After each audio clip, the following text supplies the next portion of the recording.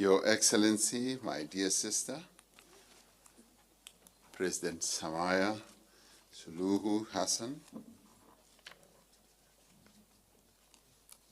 honorable ministers, officials, members of the media, and ladies and gentlemen.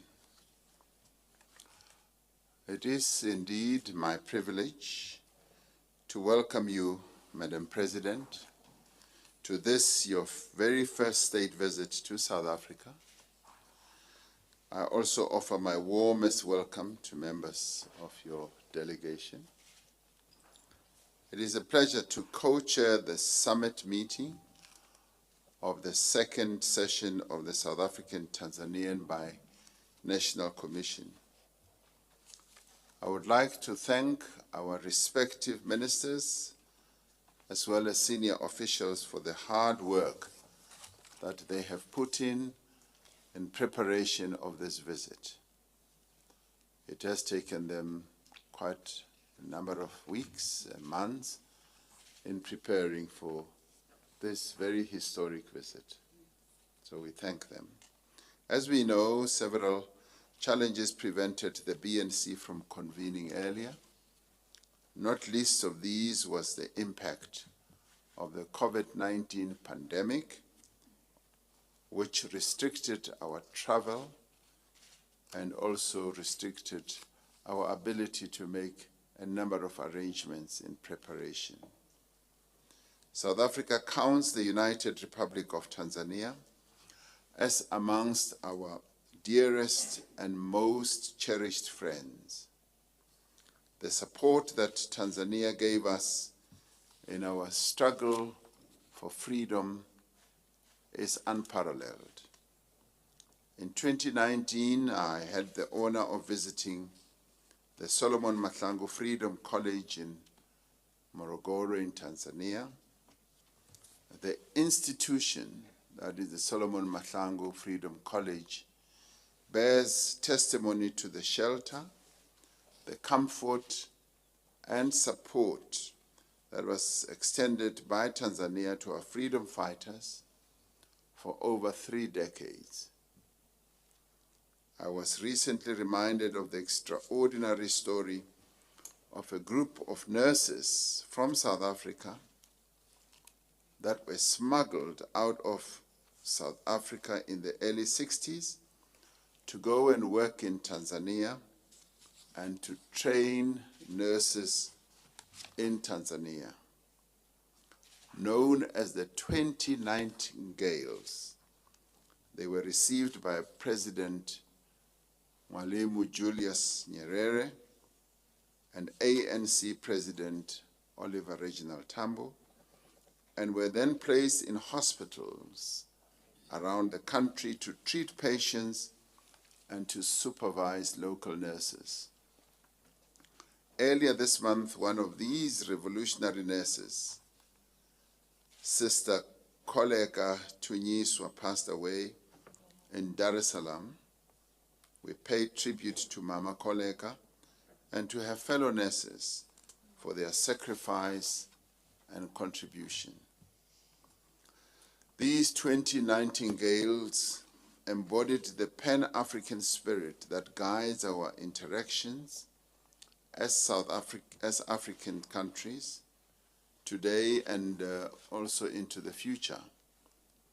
Tanzania supported our just struggle, and her noble people embraced us.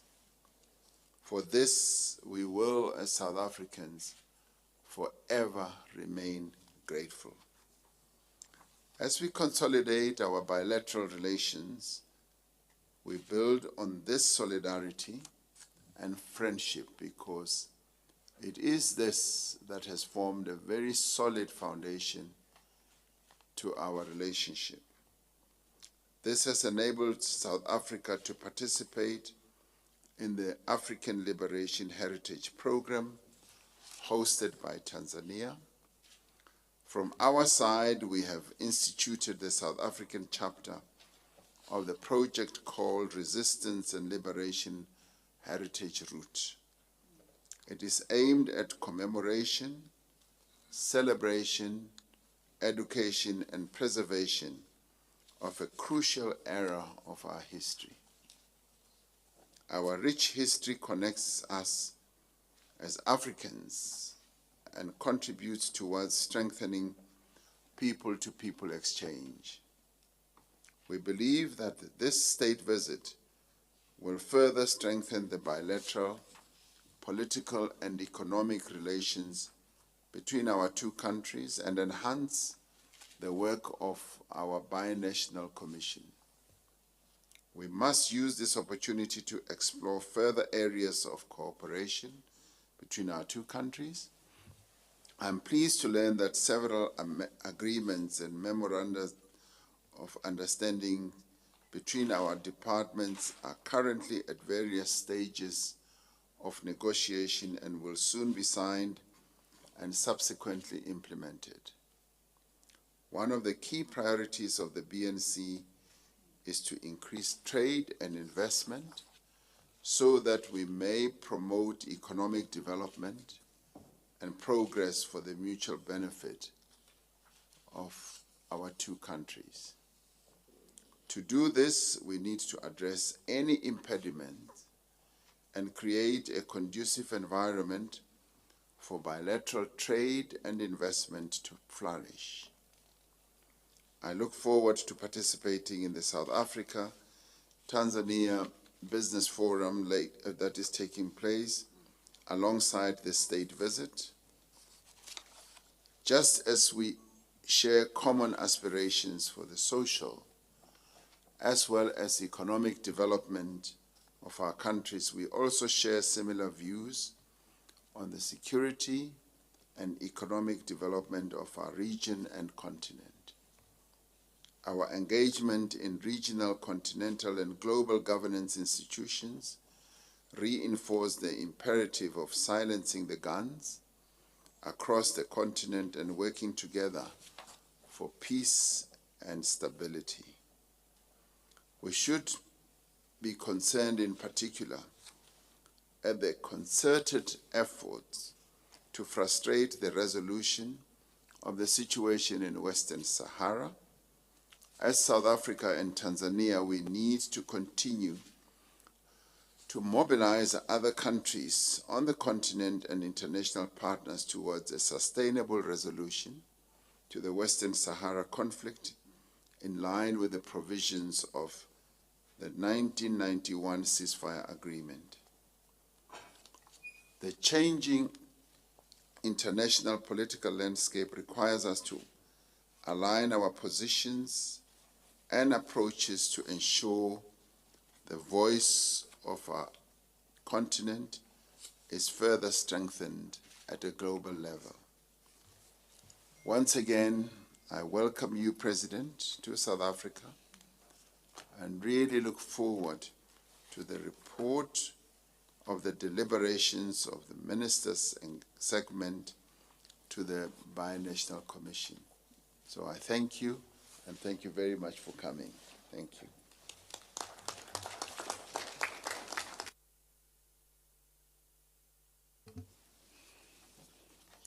I thank you, Your Excellency, my brother, Matamela Cyril Ramaphosa, President of the Republic of South Africa, and the co-chair of the second session of the Binational Commission.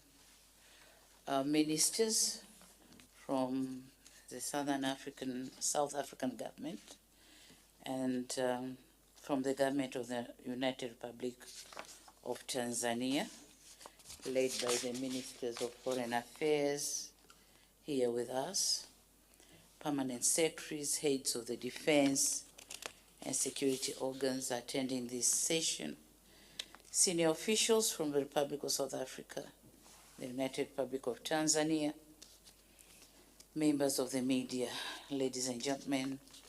Is it still morning? Good afternoon. It's still morning. Still morning. I'm having the Tanzanian, okay. You have Tanzanian time. So a very good morning.